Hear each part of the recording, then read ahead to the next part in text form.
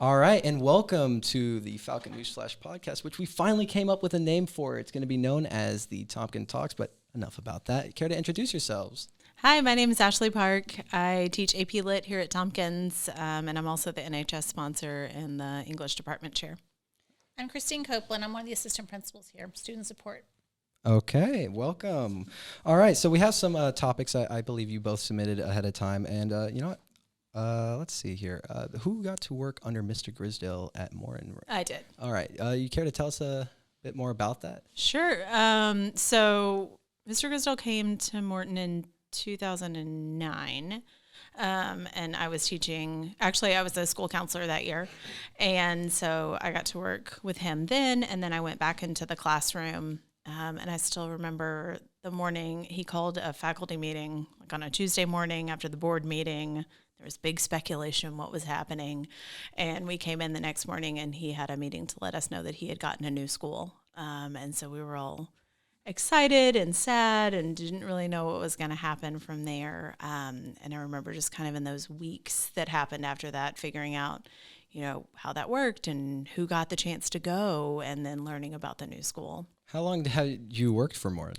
I guess that was, my first class was 07. So that had been, maybe not. I think in total I was there for maybe 5 or 6 years. 6 before, years. yeah. And then out of nowhere, just like, hey, new school. Yeah. And wow, okay. And I see another thing we had. Sorry, bit of an amateur. What can I say? My first students, did you write these down? I did. Oh, yeah. Here, feel free to just talk as much as you like and Sure. go through down the topics as much as you like. Oh, yeah. Well, at that point, a few of us got to apply for jobs and find out if we were going to go. And I remember being really nervous. Morton was all I knew. It was very different. I mean, Rylander Elementary used to be the end of Falcon Landing Road. It did. There was nothing out here. And the bus barn. Yeah, that was it. And so we got the opportunity to interview. And at that point, Mr. Grisdale was gone. He was working at Seven Lakes Junior High. That's where they had he and Mr. Alibi housed in this tiny little office. And I got to go Both of in them together? and interview. Basically, I think they did share that office. And the principal had a dog that she would bring with her. I remember that. And so we got to go. And I still remember, I wish I still had it. I had like a sheet of goals for the school and goals for the department and things that I wanted to do. And so it was very exciting to get to start something new. And whenever I got the job here. All right. And what about you? How did you start out? So I actually came in year 2, or actually year 3 was the first year that I came. I came with the first graduating class that year. So I was at Seven Lakes High School, and at that time, Seven Lakes, half of the students split and came to Tompkins, and then half stayed at Seven Lakes. And so I was an assistant principal over there, and we at that point they had to send an assistant principal here because of our numbers. And so that's how Mr. Alibi called me and said, "Do you want to come?" And I said, "Sure." And so that's how I ended up at Tompkins. And how long have you been here now? 8 years now. 8 years. Oh, wow. Okay. Yeah. And what were you doing before, Tompkins? I was one of the assistant principals at Seven Lakes High School. Oh, okay. Yeah. All right. Wow.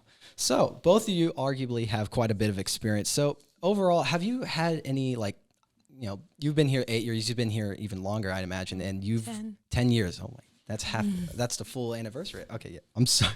It's been a long day. Anyway. So do either of you have cool stories to share? Like anything that has been like, wow, okay, I'm going to remember that one. Tell the kids about that. Gosh, I mean, I feel like there's so many things. We were talking earlier about, was it our first or our second year when Rylander Elementary had some sort of a power issue, and their entire building had to shut down, and they didn't know what to do, and we had tons of room. And I don't even know how to explain, like, no one even really had to be upstairs those first couple of years because there were so few of us. And so we were all housed downstairs on the far end of the building. And so they let Rylander Elementary have the entire ninth grade center They came in and they brought their tiny little desks and they did car rider line and did all of those things for like a week. Wait, they brought their desks? They did. They brought all the furniture. They brought everything. And I don't remember now if we didn't have desks or maybe they were just way too big because they were tiny little people. And our kids were obsessed. They wanted to go down and read to them every day and see what was happening and wave to them in the hallway. And they were so sweet to them. And that was just like a fun first couple of years thing. Yeah, the ninth grade center, it didn't even open up until my first year here. Mr. Lowry was the assistant principal in ninth grade that year, and he's the one who opened up the ninth grade, because up until then, it was just empty space. Yeah. We just didn't need it. Okay, wow. Talk about a story. Power outage, and next thing you know, you have a whole elementary just in your ninth grade center. Okay. So what... sorry, these are old questions. I don't know why these are on here. My bad.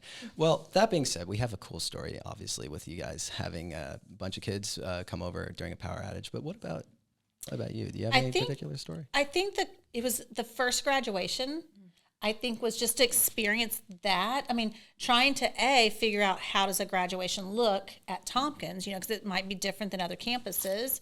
And what did we, how do we want to put our stamp on things? And, it was back then. It was in the Merrill Center still, and there was just a lot of excitement that surrounded that first graduating class. So it was a pretty cool feeling. Yeah. So what made you want to teach what you teach? Like, what kind of was like in your college years? You're like, yeah, you know what? I want to go down this route. I'm kind of an anomaly. So I was a double major in radio, TV, and public relations, and I have a minor in marketing. And I actually worked for oil and gas, and then I did technology consulting for Accenture for a bit. Talk about a resume. Big difference. But I didn't love it, and I felt like, I would go to meetings and I would make spreadsheets, and I just remember thinking, I can't do this forever. I don't see any sense of purpose in it. And I had to think about what did I love? And I loved school. And I know that seems like an anomaly to some people, but I loved it. And so, and double major, I guess so. And my senior English teacher, Miss Bagley, was remarkable. And I just remember thinking that she was so fantastic, and I wanted to be able to do something like that. In my first 2 years, I taught 7th and 8th grade, which is very different. But I have taught primarily seniors since then, except for our first 2 years when we didn't have a senior class.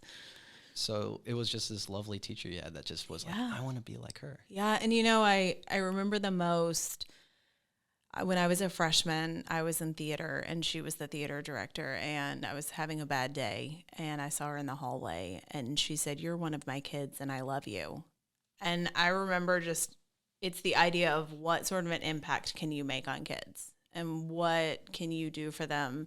And I tell people all the time, I hope when they leave my classroom, they know the books or the grammar or things like that. But no one leaves high school saying, "Oh, I remember how to use a semicolon." They remember a teacher that impacted them, and that was important to me. Have you have any other people in your life that inspired you greatly? Like, I can imagine your parents, but any other people that you aren't in your family that you almost didn't expect to be your kind of role model almost? I mean, I think for sure a lot of teachers. Looking back, I grew up in a really small town, and my 5th grade teacher and my senior English teacher or senior government teacher, just a lot of people that even now have poured into me and have followed my journey as a teacher and have impacted me in that way. When you were becoming a teacher, did you let them in know? Be like, "Hey, I'm becoming a teacher now." I did. Actually, I wrote them letters and let them know and talked. I know, I'm old.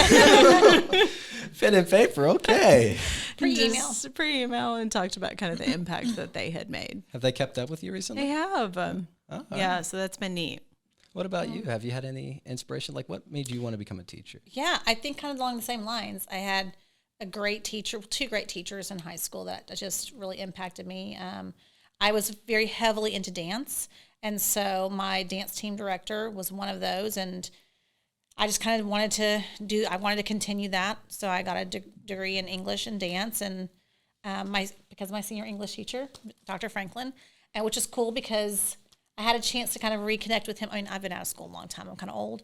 And so I reconnected with him through a letter that I'd written to him, probably 5 years after I graduated from college, to let him know I was teaching. And he had kept that letter and was trying to get back in touch with me, couldn't find me. And this man showed up at my mom and dad's doorstep based on the postage, like the old school letters that give you your address, right, the return address. And it was a friend of his. He now has Alzheimer's and is a little bit older, but said that he'd wanted to find me. And so I called and we reconnected, and pretty cool. Oh, so he came to find you, like, and all that. He did. His friend did. He kept talking about, because I was still under my maiden name too. So he couldn't find me on Facebook or anything, along those lines. So yeah, pretty cool. Wow. Talk about a story. All right. Yeah. And has anyone else inspired you, or anyone else been like, yeah, you know what? I want to be like them. Yeah. I mean, I'm sure in high school at some point. I mean, now I look at my own kids' teachers and I look at how they pour into him and what an impact they make on him. So I just think, education is it's such a bigger field than just the content area. It's the field that makes all other fields. I mean, it's literally what brings the next generation. Speaking of which, now that you've been here for a while now, 8 years, 10 years, have you looked around at other teachers and been like, wow, okay, I wish I had them as a teacher? Or have you been like, wow, okay, that is, we need more of that? Or be like, ooh, don't want that. I mean, as an assistant principal, I even look back and think, because I get a chance to go into teachers' classrooms and see them do their craft, and I'm like, oh man, I wish I'd have been that kind of teacher, or I wish I would have thought of those types of things when I was in the classroom to do with kids. Like, it makes you kind of think, oh, I could have done better if I'd have known more. Well, and I think that's been such an interesting focus over the last couple of years. I don't know if that's education-wise or just here, but we've gotten a chance to go on learning walks, and we get to go visit other people's classrooms and see what they're doing. And, we talk all the time about math and science, and if I had really understood, I was really good at following the formula, like looking in the book, following the formula, but I couldn't build anything with those physics skills. I don't know what to do with a derivative. I still don't. But if I had had a teacher who'd explained to me in context of this is what you do with these things, which I see so many people doing here and talking about the real world implications, I think that makes a huge difference. Wow. All right. And I guess this is kind of a silly question, seeing that we just asked about your role models, but if you had a chance to go back with knowing what you know now, would you still do everything that you've done? Would you change course? Would you, I don't know, work somewhere else or do a different job or anything? Are you, this is the best job on planet Earth for you? The best job. Yeah. What would you say to any aspiring teachers, anybody listening, student, or maybe a teacher in training, or just a young teacher who's like, I don't know what to do. I feel like I'm not getting through to people, or I don't know should I become a teacher? Like, is that right for me? What words of advice would you give for them? Yeah, and I think if we're really honest, we're in a place where we are in a crisis as far as teachers go nationwide. We're looking at programs that are shutting down because there are not enough people who want to be educators. And that is terrifying because, like you said, that becomes the source of so much of our future. And we need really qualified people who want to do that. And again, not just content, but having a heart for kids, because nobody does this job. Nobody wakes up every day and says oh, I'm in it for the, zillions of dollars in notoriety. You guys don't get paid a lot, at least compared to other career choices that are out there with a college degree. I mean, I feel like that can oftentimes be a real turnoff for people who are like, I don't know what to do in college. And they're like, oh, teacher, I don't know. That doesn't really pay the bills, but it's more of a passion job. It's something that you want to do because you want to teach, and unfortunately that's something that's diminishing. But, what would be the light at the end of the tunnel? Besides being able to teach, what advice can you give? Because every day there's something funny or cool or sweet that happens in your classroom. Every day there is something that you're like, you can't make this up. It was the funniest thing, or the light bulb moment, or the kid who learned how to do something, or that you were just there when they were having a horrible day and nobody else seemed to care. And other people, of course, do care, right? It's not that. It's just that you're in the right place at the right time. And, I heard somebody talk about this recently, that you may never see, it was in our meeting the other day, you may never see the fruits of what comes of people, but it's fun to see those kids who first graduated from here and they come back and they email and they say this is what cool thing I'm doing now. And they remember something small that you did in your class. And that's huge. And that's worth all of the things. Yeah. You have to look for the intangibles. You have to look for the differences that you make. I mean, I'm not in a classroom, so I don't get to always see the the funny moments. But what I have to look for is like, what difference am I making for kids in my role that I'm in right now, and how do I make things better and easier and more manageable for kids and families that I work with. So, and I think when you go into education, that's what it's about. It's definitely not about the dollars or about the getting off at certain times, because teachers work way many hours than just that 305. But it's about the difference that you're making on a day-to-day basis with people. It's about people. It's not necessarily about content or grading or all the things that you see. So if you could travel back in time to your first year as a teacher, what would you tell yourself? Oh gosh. Would it be advice? Be like, hey, make sure you like do that and don't do that, or be like, you're gonna make it, all right? Just hold on, like perseverance, or be like, Yes. abandon ship. So my first year when I was teaching, I was 22, and I had kids. I taught juniors and seniors, and back then there were like 3 levels of curriculum. You had what they called academic, advanced, and honors, and I taught in Fort Bend back then. And I taught academic seniors and advanced juniors. And I literally had some kids that were maybe 2, if they were off cohort, they were like maybe 2 years younger than me. And I remember almost every day going home and crying, because it was just such it was like you were just thrown into it. Here's the textbook, the teacher's edition of the textbook for both the things you're teaching, like go teach. It was just so different than it is now. And I think I would go back and tell myself, hang in there. I would say, learn from good people and just keep going. Did you have any idea that you'd be doing that? Be like, they didn't tell me this at college. That was not what student teaching was like, no. They cannot possibly tell you everything in student teaching. But yeah, and you learn and you grow and you get better at your craft. I tell new teachers to our campus all the time, teaching is an art form. It is a craft. It is not something that you can just walk in a building and go into a classroom and just start telling kids what to do.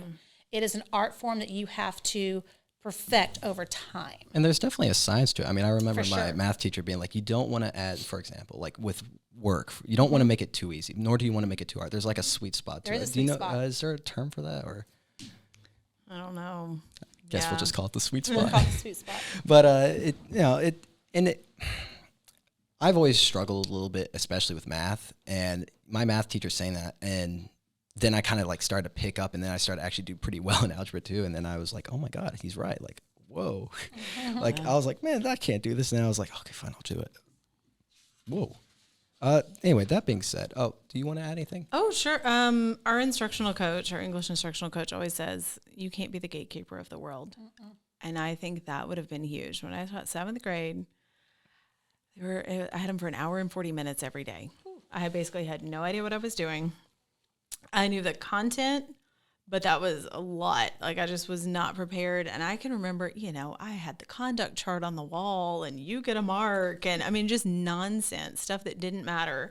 And the school that I taught at was very rigid. And it was absolutely no late work 1 minute or 1 day. Like, absolutely not. I remember I had this little boy named Miles. He would sit on the floor and just like dig through his backpack because he couldn't seem to get organized. And he knew it was going to be late. No gum chewing, and your shirt had to be tucked in. Was this a private school? No, it was a public school. What? At what school district? In Mont Bellevue, Barbers Hill Middle School. A middle school Yeah, too? you could still get sweats. It was like, I feel like it wasn't that long ago. And I can remember like being so focused on stuff that didn't matter. And I look at it now and it would have been okay to overlook a couple of things. So they weren't really like focused on the kid learning. They were Right. just kind of like hammering and them it was into a mold. Great school, and there were so many people who did it well, but I think that I was so new that I couldn't quite get over the behavior aspect of it, and I spent time on dumb stuff. And so I think looking back, focusing more on the relationship building, not sweating the small stuff. Now, having control over a classroom, not just letting everything go by all means, but I think maybe I tried a little too hard to be I'm rigid. glad you mentioned that because, I mean, let's be honest here. Kids are very unpredictable, especially the younger you get. I mean, which one have you taught junior high? I did. That would not be me. And I mean, it can get crazy. I mean, what goes into controlling a classroom? Like, how do you prevent a classroom of a bunch of kids who aren't even 13, 14 or whatever from just going off the walls? Like what goes into that? Like, how do you do that without calling in like the security or something? Yeah, I mean, routines and procedures are huge. That's really the biggest thing. And just saying, this is my expectation. And I think sometimes we as teachers set expectations and then we walk away from them and we say, you know how to do that. But we have to remember that students have 7 classes a day, and every teacher has a little bit of a different expectation. So it's okay to reinforce those. It's okay to say, hey, don't forget, when you turn your work in, I'd like for you to do it this way. Or, hey, don't forget, if you're going to go to the restroom, I need you to grab the pass. Like, it's okay to reinforce those things and to say, hey, these are my expectations, because we all have expectations. Right? When you go to the airport, you know the expectation is to take off your shoes. You aren't surprised by that. You weren't like, oh my gosh, I'm taking off my shoes today. And I wish everybody got that memo. And so you know that's what happens. And so you don't get accosted in the airport. And so, but we have to set those expectations. And we have to say, this is what's happening. And you also have to show kids grace every single day. Wow. Because we all mess up. And that's okay. But the next day has to be a new day. Because if you can't look beyond that, then you're never going to gain the respect from your kids. Because like you said, I don't expect kids to respect me because I'm the teacher. Like, that's not fair. We have to set up a situation where we respect each other. All right. So you two went to the same university? I guess we did, yeah. That's a Little fact. did we know. Jackson Jacks. Yeah. No, she's quite a bit younger than me. I'm an Quite a oldie. bit. Wait, what's the little The lumberjack. Axe and Lumberjack? Jack. It's an An axe axe handle. and the state of Texas. True. Wow. That's okay. right. Yeah. Fun fact. So And Nacogdoches is right there. Founded as a teaching college. oh wow, so both of you went there. So wait, but is that Not where as you a teacher. Yeah, Oh, I mean, okay. I had other plans. All right. Is there anything else you'd like to talk about? Anything at all? Oh, I mean, gosh, I don't know.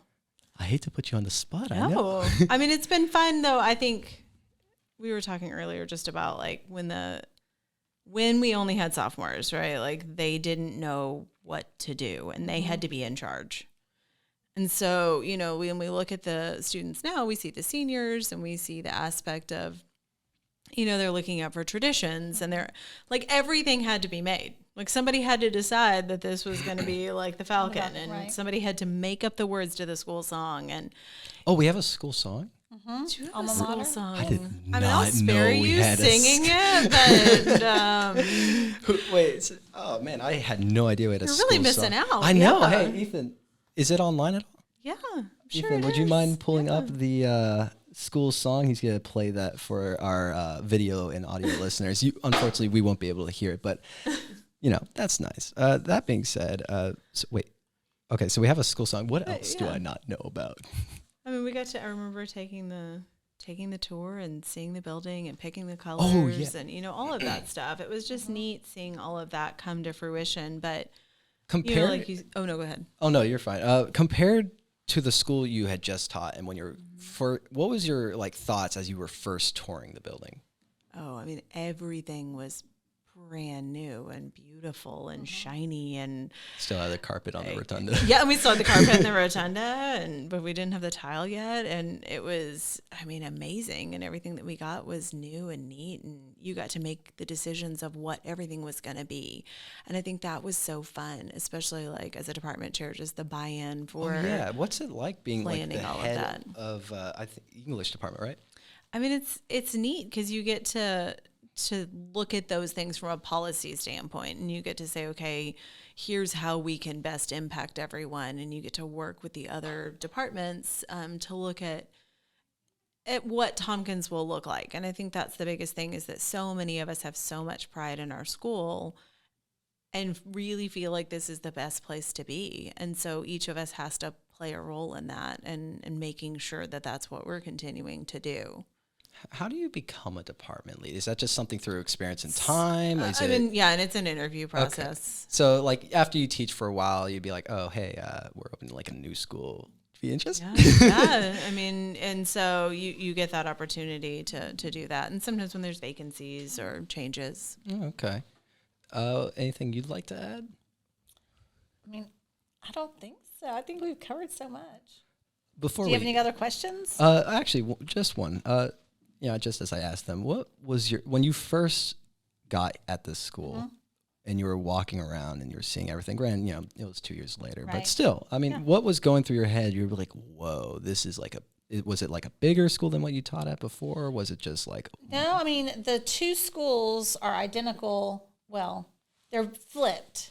So the first maybe 6 weeks, I was constantly going the wrong direction because the 9th grade center at Seven Lakes is on the left side of the building and the gyms are on the right side if you're looking at it. So I was constantly like coming in and starting to turn the wrong direction. I'd have to loop back and You still get mixed up? No, this is home. I guess you couldn't go back to Seventh Lakes though. Yeah, this is home. So, it was just neat because the campus was smaller than where I was coming from.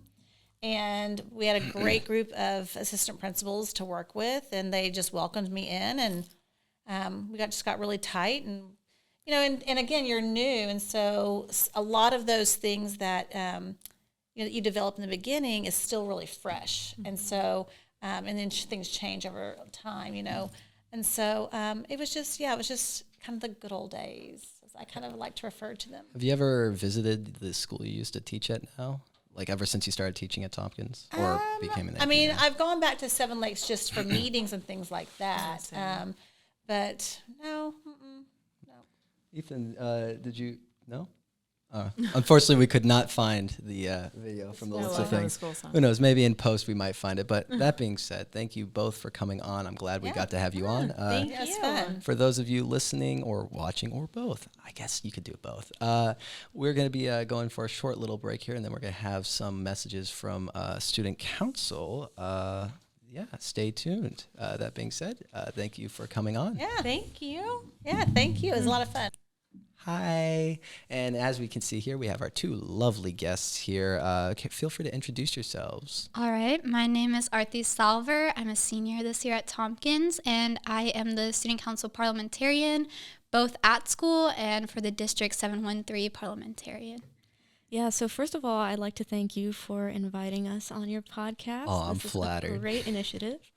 My name is Soha Joshwant, and I've been in student council for the past 4 years, been an officer since sophomore year. This year, I am the president of student council at Tompkins alongside the wonderful Andy Diaz and our amazing sponsor, Miss Stuckey. All right. And what exactly is a parliamentary? So we actually plan some of the meetings, and we kind of make agendas, and at the meeting itself, I start the meeting where I use my gavel. And you guys get a gavel? Yes, we have a gavel. I need to see some of these meetings. Yes. Definitely like a episode of Judge Judy over here. Yes. So I start the meeting with my gavel, and I say, can I get a motion for the start of this meeting? And then I end the meeting Sounds the same way. Very formal. We try to keep our meetings at the beginning very formal, and then we break out into our activities, and it gets less formal as it goes on. You guys wear suits or anything like that, or no? Just regular clothes. Yeah, just the gavel. And what does the president do exactly? I mean, what responsibilities do you have? Well, I mean, for student council, I would say one of the biggest responsibilities would be making sure that there's like a very organized agenda, and that our officer team is together on the same page, and that we're united in everything that we're doing. Okay. All right. Well, that being said, glad to have you on the podcast. So what exactly does the student council do? I mean, most people can probably guess, but officially, like, what are your responsibilities, not just as president or as parliamentarian, but like the student council as a whole? What do you do for the school or for the student body? Yeah, that's a great question. I'm really glad you asked that, actually. So Student Council is essentially an organization that is dedicated to enhancing the student community at Tompkins. We basically work to serve the entire school, And although you can get involved as a member at our after-school activities and meetings, the student council officers have to dedicate an entire class period in their schedules every single day, where we plan and execute all of our big and fun activities and plans like homecoming, senior week, all of that stuff. Oh, okay. Is there anything but outside of those events that you guys do? Like, like anything specific though? Yeah, Arthur, you want to talk about the district? So I'm actually the district parliamentarian this year. So that covers the student councils all over the Houston area. And so we plan events for our school members to, work on projects to improve their school morale. And this year our theme is Kick Cancer. So we're trying to incorporate those projects into our school campuses and give other schools in the district ideas. And then we plan really fun field trips. So our student councils, we get about 25 kids and we go to a district meeting. And at those district meetings, we play games, we get new ideas for our councils, we have guest speakers. It's honestly a party for student council kids. So it's just a really fun event. And you get to skip a day of school, so what's better than that? You can't forget about state. You're not only just like the parliamentarian for like here, you're like the whole district. Okay. Yes. Wow. How'd you get that? By working really hard. like Soha said, she was an officer for 3 years. I was also a student council officer for 3 years. And so when I started to run last year, we used the campaign actually for food insecurity. And we ran on that platform. We had to give a whole skit. And people elected us in. So we got the votes from our district from over 100 schools, and we won. So we're the district parliamentarian school. All right. Just to bounce back for a second, you said you were going over cancer. Any specific cancer or just cancer in general? Cancer in general. So that's our state theme this year. So TASC is this very large organization where it stands for Texas Association of Student Councils. And mouthful right there. Yes, very big mouthful. And we have thousands of student councils all over the state be a part of this organization. Yes. So they chose Kick Cancer, which meant that we're trying to educate students on cancer, be aware of the signs of cancer, how to support the cancer community, and things like that. So we're just trying to give a positive influence on both our students, but also our community members and the teachers and staff. We just want to help bring awareness and help everyone understand what's going on. Okay. You were also, again, bouncing back even further here, you said something about a field trip. What do you mean? Mind going a little bit more detail on that? Yeah, so we had our first district meeting a while ago, and that was at the Merrill Center, actually. So our school was one of the schools that hosted it, and so we invite all of our student councils from the Houston area to come, and we give chants. We did the good morning chant, so we welcomed everyone in, and at these district meetings, we have a guest speaker who talks about, and at that meeting, mental health specifically, and we give them ideas on possible, student council activities they could do to improve their student councils, because we want to give a lasting impact to students all over. We want to help them grow and just have a good time too. So we play games, and we have a lot of student council chants. They might be called cultish, but it's really fun. They're really fun. It's a dedication for life. Yes, it definitely Especially is. the good morning chant. Yes. How long is that good morning chant? Oh, okay. So the good morning chant itself is maybe 10 seconds. We can do it for you. Oh, yeah, please. Okay. Oh, my God. Ready? Yeah. G-O-O-D-M-O-R-N-I-N-G, good morning. Hey, hey, good morning, good morning. G-O-O-D-M-O-R-N-I-N-G, good morning. Hey, hey, good morning, good morning. So you keep going like that for hours. You get louder and louder. Oh. And by the end of it, your throats will be sore and your hands will be red. What is this for? Well, for student council. The purpose is... sounds like ROTC.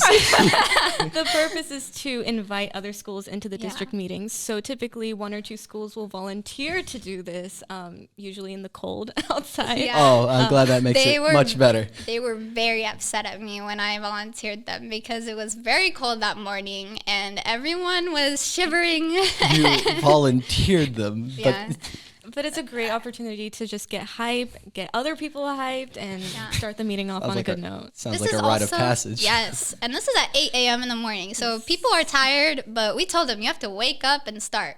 You have to start chanting. Student council sounds like a real commitment. It is. A lot more than people might think. Yes, Anyway, you have a winter dance coming up. Is that right? that is correct. When will it be?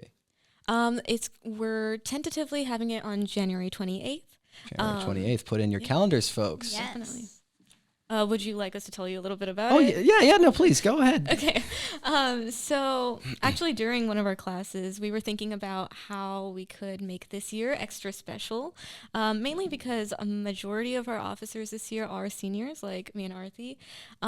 And of course, Tompkins' 10th year anniversary. This is a milestone year. So we decided that the best thing that we could give to our community would be a third dance.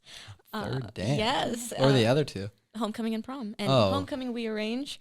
So in addition to that, we would be doing this dance. And so after we planned it, practiced our proposal over and over again, presented it to the administration, including the principals and the APs and more staff, we finally got our approval, and now the show's on the road. We're prepping as much as we can, getting the decorations in stock and everything like that. So Very excited. very, And where's very- it at again? Here. At Tompkins. Oh, at Tompkins. Mm-hmm. So January 26th here at Tompkins. 28th. 28th. My God, I know. What can I say? I'll show up 2 days early. I'll prepare. All right. I know how to do the can. All right. I'm pretty good at that. We love the commitment. And what time? 7 to 10 p.m. 7 to 10 p.m. Okay, that's late after school. All right. It's a Sound- Saturday, so All it'll be a nice event for us. to What about attend. people that don't know how to dance? Will they just sort of be there and just kind of egg on the people that do know? Well, actually, we are planning a lot of different activities for the dance. So it's going to be more of an elegant theme with deep navies, deep crimsons, splashes of silver and gold. And so it's so classy and fun. We also have like tables for blackjack and stuff that people can Blackjack? participate in. Yes. Yes, of course, completely non-monetary. Just throwing that out there. We are so excited because the money has our principals' faces on it. Oh Yes. my God! It's Monopoly. It's funny money with Mr. Grisdale's face. How did he agree to that? How'd you coerce him? Well, we took their Maybe- picture and Yeah. but then And we're like, trust us. Is it Yeah. free to attend, or do you have to buy tickets, or $20. $20? So ticket sales start on And blackjack? I'm not getting anything from that. I'm not gonna make my money back. What is this? The event and the experience. It is the enough. experience. You're right. So ticket sales start on December 7th. So you have to be ready because we only have 600 tickets to sell. So once they sell out, they sell out. And can faculty or staff also buy these tickets? And will that take out from the total ticket count, or they have their own? So they have their own sort of. They're more of Can they like just attend, or- chaperones. Well, they'll be volunteering most Yeah. likely. Oh, okay. Yeah, this dance is for students. Oh, okay. It's a student event. Yes, Unfortunate. specifically Tompkins students. No outside schools No this time. outside schools. Yeah, Oh, it's man. exclusive. I feel it's just getting even higher and higher. I just feel like I'm gonna be, next thing I know, I'm in like an ivory tower here. All right. Falcon Court information. Yes. Feel- Right. So the Falcon Court, this is a little different. So for homecoming, we only open it for 12th graders. But for this, we're inviting the whole school. So we have from 9th grade to 12th grade, yes, for our court. So 4 people from each grade will be nominated, 2 guys and 2 girls. And then one will be, elected, voted upon. Wait, so what exactly is this though? It's like It's a a court. court. So like at homecoming, we have homecoming court. King and queen. Oh, okay. So Yeah. it's like prom king and queen, but Yes. and this is Exactly. like its own event. Yes. Okay. So we're calling it Duke and Duchess. Of the actually. decade. Yeah. So, Alliteration. yeah. So it's going to be for 9th graders, and 10th graders still have their Crimson Court since they're underclassmen. And for our upperclassmen, it will be the Navy Court, so 11th and 12th graders. All right. Where and more, please. I'd love to attend. Where can I go to to this court? When will it be? Where? So nominations will start in January since we do have some time before the dance, and then you'll get your links through Oh, is this for the class. winter dance? Mhm. Oh, okay. Yeah. This makes a lot more sense now. Okay. Yeah. All right. So you're voting. Oh, okay. I'm so sorry. Yeah. I was thinking like, why are they doing like a fourth dance? What's going on here? All right. So it's a winter dance, right? As we talked So the before. Falcon Court is for the winter dance. Right. And Okay. yes, and they'll be like announced at the dance. So All right. Oh, so just like how you announced prom king. Mm-hmm. Okay. All right. yes. For those of you who are just like me, to recap, essentially at the winter dance, they'll nominate the court, which, as you know, with Falcon prom, you have prom king, queen. This is available for all grades, correct? Mm-hmm. All right. Wow. That is a lot to look forward. $20 is hefty. I'll be honest. I think anybody could agree. But I think it'd actually be worth it for this Yes, one. it would It be sounds worth like it's gonna be fun. You're gonna have blackjack, and then you're gonna have the dance. And what else? We have photo ops. Photo ops? So we're trying to get our hands on a 360 revolver, the one with the song and Okay. it spins around and yeah. And we're trying to get the mirror one. So we're going to have photo booths and we're going to have really nice decorations. Since this is some really elegant dance, we're going to have really good decorations. Nothing Try to short go- of 24 karat gold, Yeah. obviously. Yeah, we're trying to go Bridgerton vibes here. Really What vibes? fancy. Bridgerton? Bridgerton? Bridgerton. Bridgerton? Do you not know what Bridgerton No, is? I do not. Oh my gosh. I know. I'm so sorry. Oh, I'm so uncultured. It's Please all right. feel free to elaborate. It's just a really fancy, like, cotillion-esque, like, You're rich just dance. shoving in more words I don't know. First French fancy Bridgerton, dances. and then you have Yeah. it's French. Okay. Yeah. All right, so we have fancy French era like decorations. Okay, so is there anything else you guys would like to say? Maybe anything about student council or anything at all? I think the biggest Floor is thing yours. that we were really excited about to be able to talk about here today was what we are and who we are. I don't think a lot of students or faculty even might know what student council specifically does. So we're definitely grateful to be able to share that and finally, express what we actually put do. the word out there. Yeah. I'll be honest, I myself, I didn't really know what you guys did either. I was like, student council, what are they? Did you get the boo bags? The what? The little bags that we passed out Yes, during for Halloween? lunch. For Halloween.